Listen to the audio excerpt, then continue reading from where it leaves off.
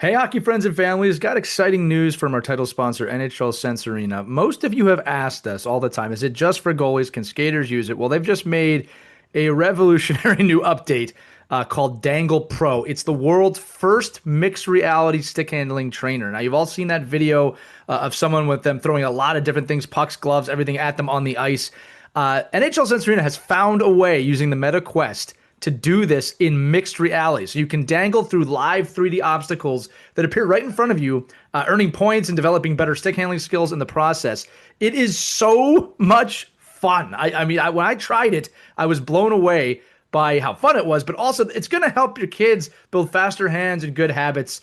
Like picking your head up while stick handling with the puck, something we talk about all the time. This thing is only available inside NHL Sense Arena, and they're giving, again, $25 off an annual subscription. They're very gracious with us. When you use the code OKPH at checkout, you can check that out at sensorina.com/OKPH. Again, sensorina.com/OKPH. And give your young hockey player that increased hockey IQ, gets more confidence, faster hands. But this new module called Dangle Pro, they've really outdone themselves with this. Again, NHL Sense Arena is the only VR hockey training platform officially licensed by the NHL. It's a proud partner of USA Hockey and the OMHA.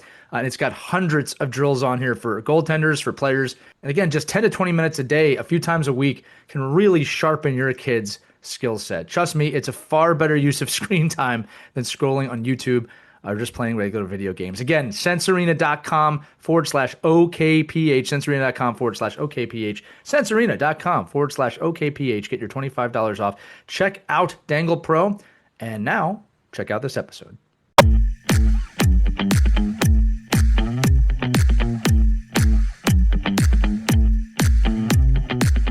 Hello, hockey skaters and goalies around the world, and welcome back to another edition of the Ride to the Rink. It's Lee with Hayley, Scamurra, and Taylor Heise, two names that you absolutely know at home. And today, Taylor has come on and said, hey, I've got a great story to share with the kids today about being a great teammate. So I am just going to sauce the puck over to her. Taylor, take it away. Yeah, I think sometimes it's a lot of the best players get some of the best recognition, and you look at them and then, I had an experience when I was young where I met someone like that, not in hockey, just in life. And I realized, wow, they're not that great of a person. Like, I didn't enjoy that conversation. And I think from that moment on, I learned personally, like, I want to be someone that you're excited to meet, but I also want to be someone that you want to talk to again. And being a teammate and being a sister and having so many expectations in life, you're not always going to be at your best. Trust me, people have caught me at my not my best many times. But that just helps me to regroup and understand, okay, get back to who I am, what makes me me. And for me, it's being a good teammate, um, and being successful in what I do actually ties back into that for me. Like, if I'm being successful, I want to be a good teammate. And when I'm not being successful, I want to be even a better teammate. Because for me, if I'm not doing what I need to do out there, I need someone else to make up for that. And I want everyone to know, like, the confidence is huge for me. When I was young, I had two line mates. One, this wasn't an actual story, but this is exactly how I think about it. I had one that, was a really good player, but was really hard to be around and did not take criticism, and there was no talking them out of things. And then I had another one who wasn't as skilled, but wanted to be really good and wanted everything, that I wanted, but just wasn't as skilled, and that's okay. So you look at those two, and I will always remember the one on my right that was not as good, but wanted to be better and was a great teammate and always put her confidence in me. That's what I want to kind of say to the kids is, you want to be that person that they remember. As much as, Hayley and I have won in our lives, I will always remember the people that were nice to me, that respected me and had confidence in me. And then I will also respect the people and remember the people that kind of called me out when things weren't right, when I wasn't being my best, when I was being sassy, when I was being rude, when, I wasn't doing what I was supposed to be doing. That's the most important people in life, and having people in your life that support you. It's important to have both sides. It's important to have the people that bring you up, but also the people that drag you down sometimes and bring you back to where you need to be, an even keel. So I think just the biggest thing for me is having people in your life that are really good people. And when, like I said, you take away hockey, who am I? Right. I want to be a good human. I want to be someone that people like and like to be around. But I also want to be someone that's confident and is confident in other people's abilities. Like Hayley talked about this on the podcast a little bit already too, but she's inclusive. She wants everyone to feel like they're meant to be there, and that, you're here for a reason. And someone like her is a main reason of why when I'm at a camp or when I'm with USA or when I'm with the Frost or when I was young, like she's someone that's a glue person. She keeps you there and she's going to make sure you're confident. And when you're not confident, she'll come up to you and she'll say something to you that's going to make you bring you back to reality. And for me, I just am not always that person, but having someone like Hayley, like you have to have people like that in life who bring you back to where you're at, but also lift you up. And being a kid, I know it's hard. It really is. But being an adult's hard too. So sometimes it's just as simple as like, I love that move. I love that you're really good at it. Can you teach me? Or that hit was amazing, but that goal was sick. Like, I can't, like, that's amazing. Like, just having a little bit more confidence in people and giving them your time of day and just like saying things. You bring it back to the parents' point. Like, sometimes it's just enough to say, like, I love you. Like, that was an amazing game. It might not have been great to you, but I love watching you and the way that you do things.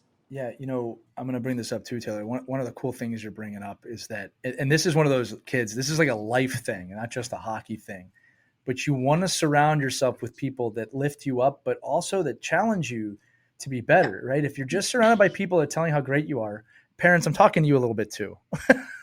If you just hear how great you are all the time, it doesn't leave too much room for growth, right? The best friends I've ever had, the best teammates I've ever had, even my wife, challenge me to be better all the time. And I'm not going to lie to you, kids. So, Taylor, you kind of alluded to this. One of the tough parts of being a kid is learning to get control of your emotions so that they don't control you. All right. Hmm. Nobody likes to be told, hey, get better at this. All right. But that is someone who's trying to challenge you. There's a right way to do it. I can say that too. Even Hmm. if it's done the wrong way, it's how you respond to it that really matters. But you want someone that's going to challenge you. And also, adversely, kids, this is what I tell the kids I coach at the youth level. If you see a teammate doing something great, go tell them that they did something great. You don't have to hold that back. It should trigger in your mind like, hey, I really love that you did that. You'll make them feel great. And then on top of it, you'll be a great teammate for doing that, right? But you should also, in the same breath, be able to tell that teammate, hey, let's try and get better at this. Let me help you this. And the last point that Taylor made is, boy, don't be afraid to ask for help, right? Some of the greatest skill sets I've ever learned were just because I asked a teammate to teach it to me, right? I think that's so important. Hayley, let's make sure we get you involved in this too. What can you tell me some of the people maybe in your life that have challenged you, both the hard way and the soft way? Yeah, funny we mentioned that. I was thinking the other day, like, I have two parents, polar opposites. My dad, super intense, challenges me all the time. My mom, super kind, warm, supportive, like doesn't know much about hockey. She's just like, "Oh, you did so great. You're amazing." You know what I mean? And but it was kind of nice. Like I think that's why I'm the player I am today because I did have like that Mm-hmm. balance. Where, if I wanted to like talk about hockey or focus on something hockey, I knew who to go to and I wasn't getting it from both sides. I think if that were happening, I don't know if I'd be here today. So love you, mom and dad. Thank you both for being the yin and yang. And yeah, that was super helpful for me for sure. Yeah, kids, I'll say as you get older, you start to see your parents a little differently. I remember one time, kids, this is a funny story for me, being in a game, and my mother had said, I just wish both teams could win because she had a huge heart. Now, at the time, that was the cringiest thing I could have heard from as a player because like I don't want the other team to win. But kids, as I got older, she was coming from the right place, right? She has a big heart. I love that about her. So just kids, be patient with your parents. We're trying to. All right, everyone's trying to figure it out. But before I close this out, both of you, is there any other final thoughts? Got two I now. would just say most people talk about it in the sense of like you are who you surround yourself with and you are a piece of the five people that you see every single day. Ooh, that's a And good if one. you put yourself in, a shoes of the people that support you, you can't have just five like cheerleaders, woo, because by the time you get to the hard things, it's not going to be the best to have someone cheer you on and you just need some help to get forward. So I'd always say surround yourself with people that, love you, but also are willing to help you grow and get better in life as well. Well, that's a great final word, Taylor. Thanks so much for joining us. Kids, listen, wherever you're at on your hockey journey, you know the rest. We believe in you. You should too.